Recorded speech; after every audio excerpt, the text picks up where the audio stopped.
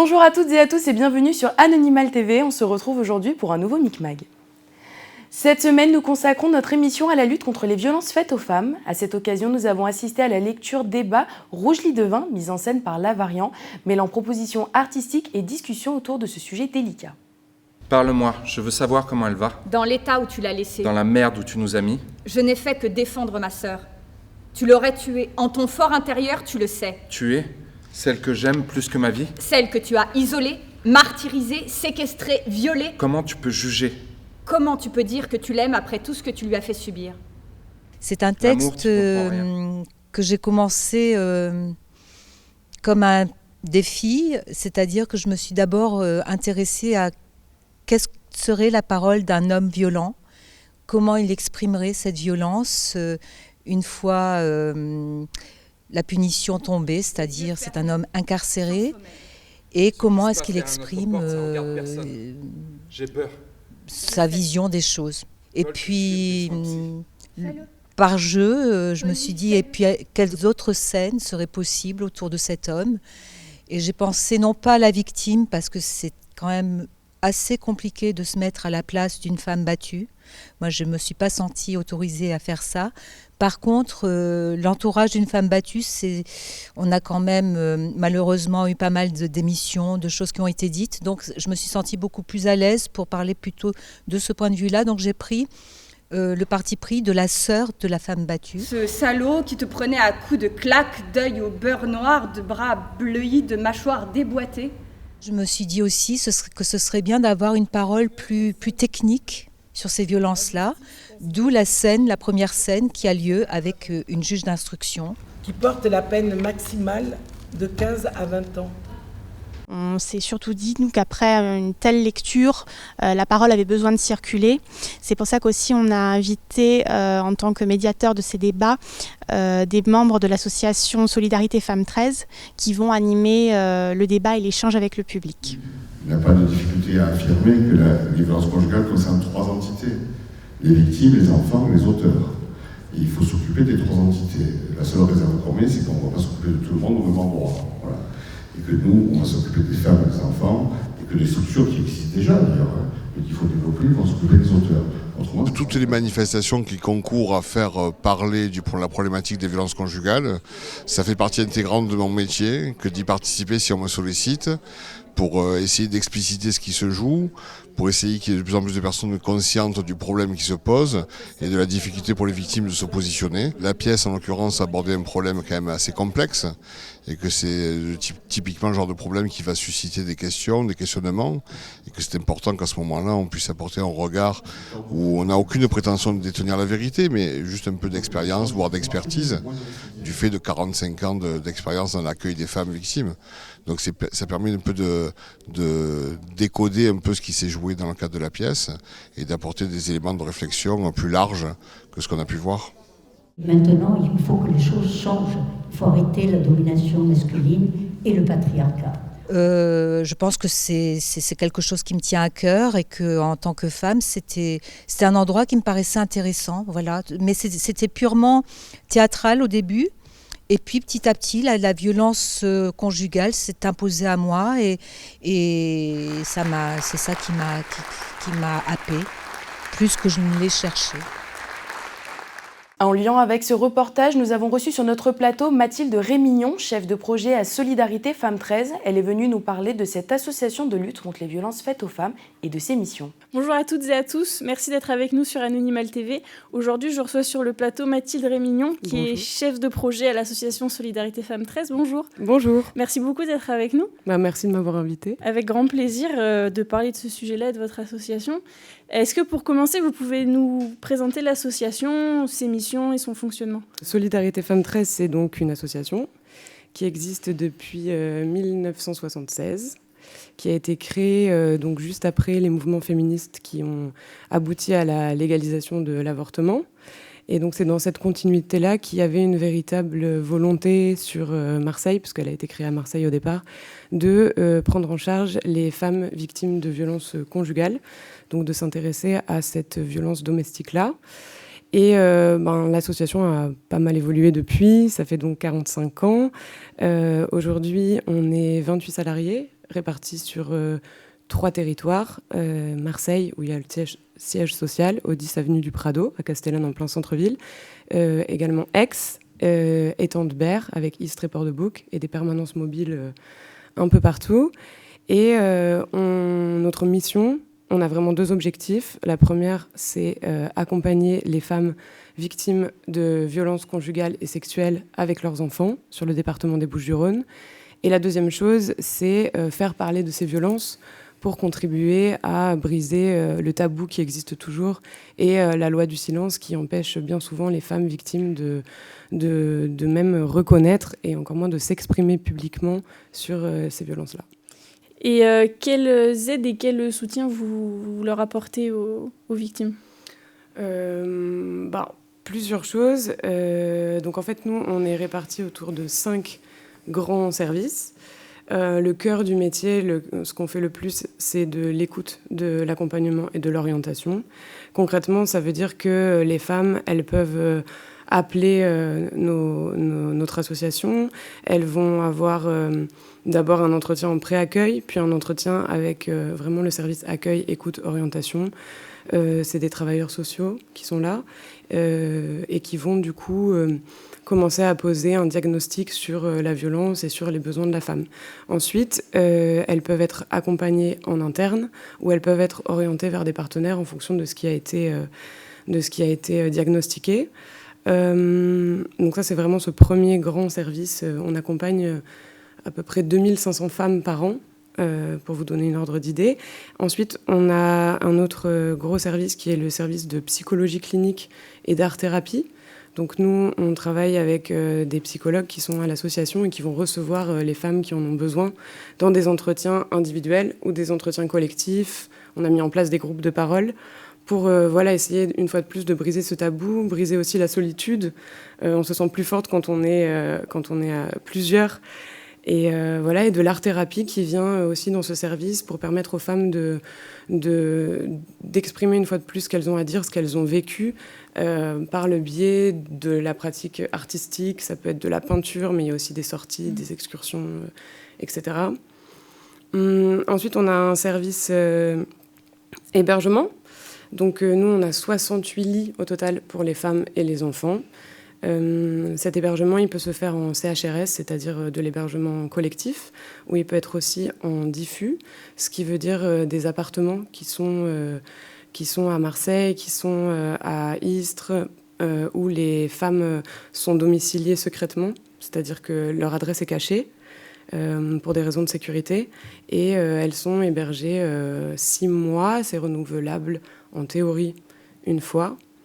C'est donc du logement, de l'hébergement, mais en réalité, elle reste un peu plus longtemps que ça. On s'occupe aussi du logement. Donc, à la différence de l'hébergement, là, c'est vraiment accéder à un logement dans le privé, à un bail pérenne. Et donc, par le biais de mesures ASEL. Tout ça, c'est un peu technique, mais donc, on gère des mesures ASEL. Et on a aussi, et enfin, un service formation et animation de réseau, où là, on va former des professionnels autour de la question de ces violences-là. Et de l'animation de réseau, ça veut dire qu'on a des permanences mobiles où on va réunir en fait des professionnels de différents corps de métier autour de cette thématique-là des violences, et on va proposer une sorte de veille juridique et d'actualité, aussi voir les difficultés qui existent sur le terrain en très local. Et donc on propose ces rencontres-là à des fréquences qui peuvent varier, mais globalement une fois tous les 2 mois, pour que les professionnels apprennent à mieux se connaître et que donc on améliore l'accompagnement aussi pour une plus grande fluidité de cette prise en charge des femmes. Et justement, vous parliez des formations parce que la lutte contre les violences, elle passe aussi par de la prévention. En amont. Est-ce que vous pouvez nous parler de ces formations, à qui elles sont destinées, comment on peut s'y inscrire, etc., toutes les informations un petit peu pratiques? Alors, moi, je travaille particulièrement dans le service formation, donc les formations, principalement, on forme 3 corps de métiers, gendarmerie nationale et police nationale.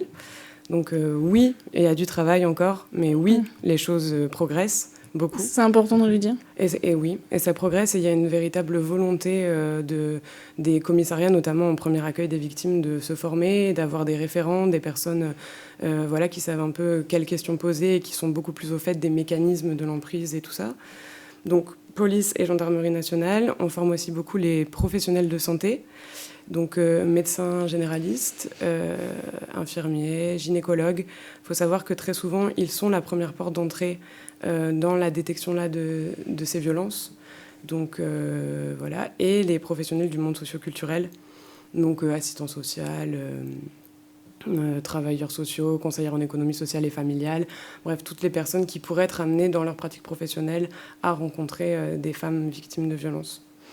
Et donc ces formations-là, de manière très simple, il y a un catalogue de formations qui est sur notre site internet. On a des formations aussi bien sur ce qu'on appelle le b.a.-ba des violences conjugales. On va un petit peu parler de statistiques, des définitions, du cadre juridique, de la posture professionnelle à adopter aussi face à une femme victime de violence, mais aussi le mécanisme d'emprise, etc., etc. Donc vraiment la base. Et après, on a des modules complémentaires en fonction de ce dont ont besoin les structures ou le public, où là, on va pouvoir parler des violences sexuelles, on va pouvoir parler des conséquences des violences sur les enfants qui sont reconnus comme co-victimes depuis le Grenelle de ces violences. Donc voilà, on va rentrer un petit peu plus dans les détails.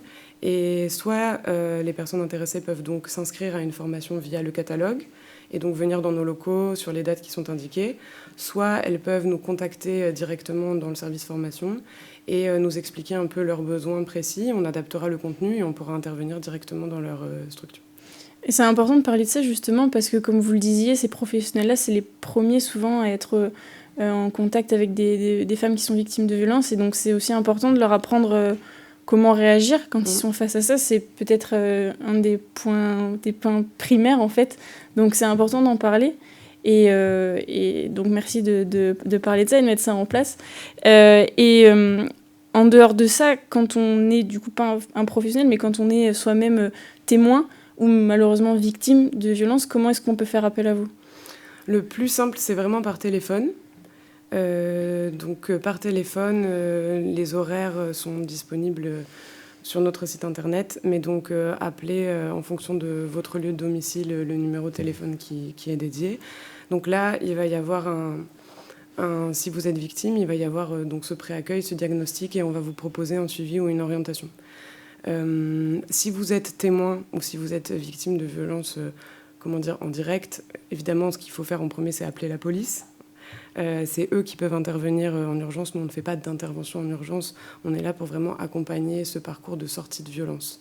Et quand on est témoin de violence, mais témoin, entre guillemets, indirect, c'est-à-dire on a des suspicions, on a plein de choses qui nous amènent à penser qu'il peut y avoir violence chez le voisin, dans l'appartement d'à côté.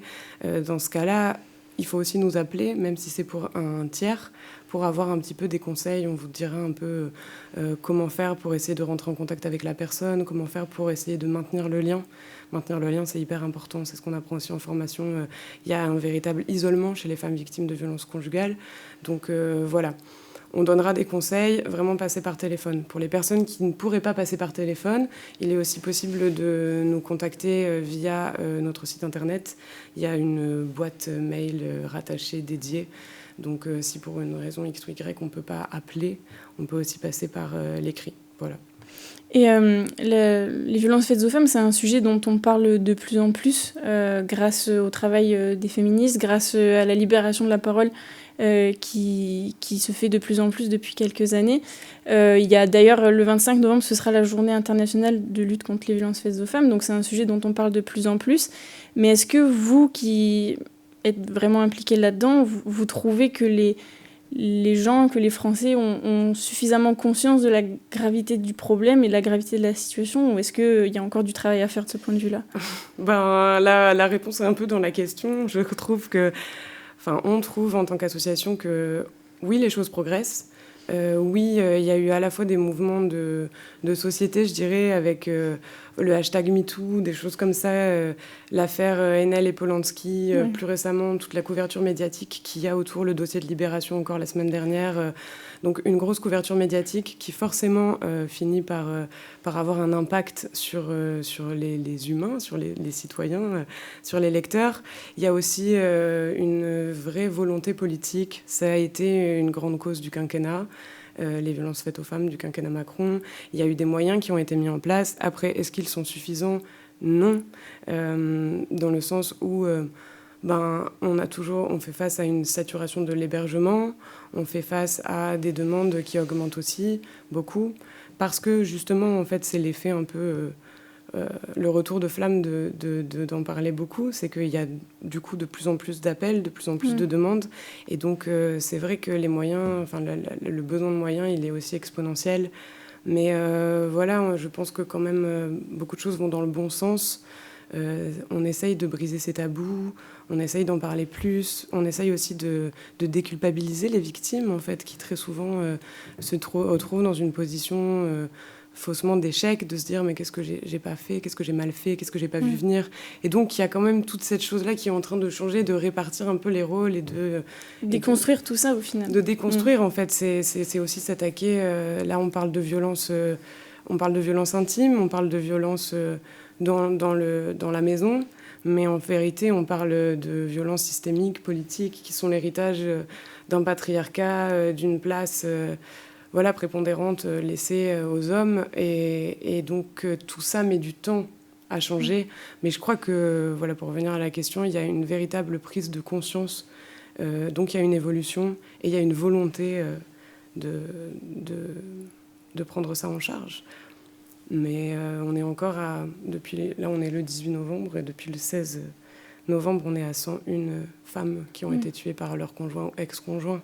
C'est un chiffre qui est en augmentation. Voilà, ça progresse, mais évidemment, les chiffres sont encore complètement désastreux. Et c'est vrai que l'année dernière, elle a été particulièrement critique aussi, puisqu'avec le confinement, je crois que les violences ont augmenté de 30%, il me semble, parce qu'il y avait le rapport qui était sorti. Oui, c'est les appels au numéro national d'urgence, au 3919, qui est donc le numéro national d'écoute qui a été mis en place par la FNSF, qui est la Fédération nationale Solidarité Femmes, fédération dont on dépend d'ailleurs. Et donc, oui, il y a eu plus de 30% d'appels pendant le confinement, selon certains chiffres. Mais ça peut aussi, pour rejoindre ce qu'on disait sur une véritable prise de conscience et une meilleure communication de ces enjeux-là, ça peut être aussi, on est très prudent sur cette interprétation, peut-être une hausse des violences, mais peut-être une hausse aussi donc, de cette prise de conscience qui fait qu'on appelle avant que ça ne soit plus possible d'appeler. Donc un chiffre qu'il est un peu... on ne sait pas exactement comment interpréter ça. Ça peut être une hausse des violences, ça peut être une hausse des appels et pour dénoncer ces violences-là aussi. Et comme vous le disiez aussi, cette déconstruction, elle passe aussi par le fait de faire prendre conscience aux gens, à la fois aux victimes et aux personnes qui ne sont pas victimes, que les violences, ça passe pas par des bleus et par des coups, forcément.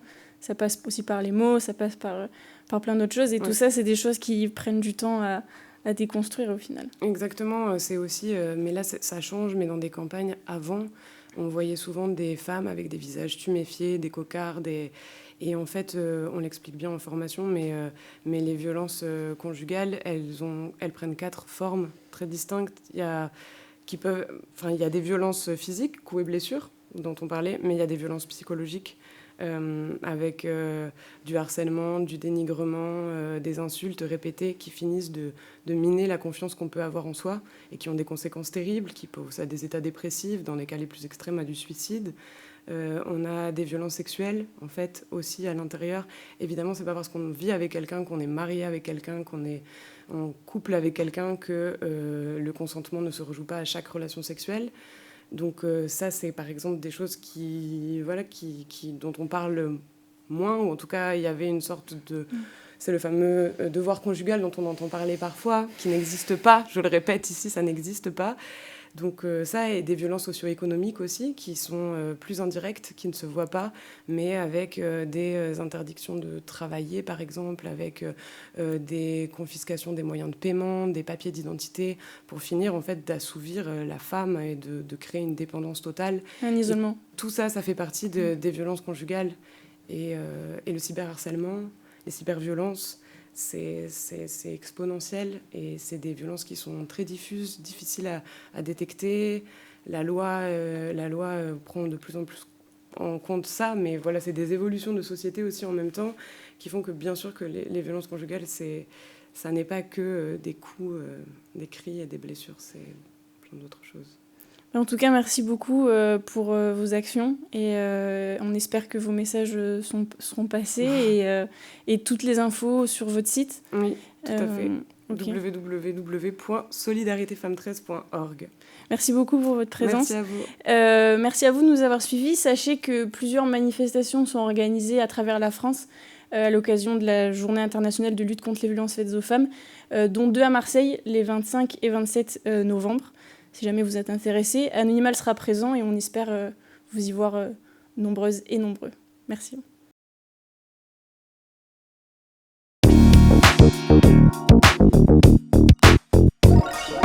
Avant de clôturer ce Micmac, voici quelques annonces d'événements pour ce week-end. Le samedi 20 novembre 2021 à 20h, retrouvez la représentation dansée Coup de grâce au Grand Théâtre de Provence. Pour tous les amateurs de rock, le Sunset Café vous proposera une soirée Génération Rock le samedi 20 novembre à partir de 21h. Les 20 et 21 novembre, l'événement dédié au sport Touchous reviendra pour sa 7e édition sur l'Esplanade Mozart où seront proposées de multiples animations et activités.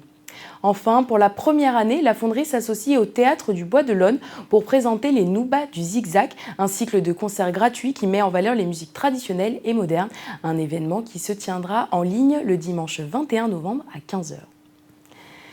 Merci à tous de nous avoir suivis et on se retrouve très prochainement pour un nouveau Micmac.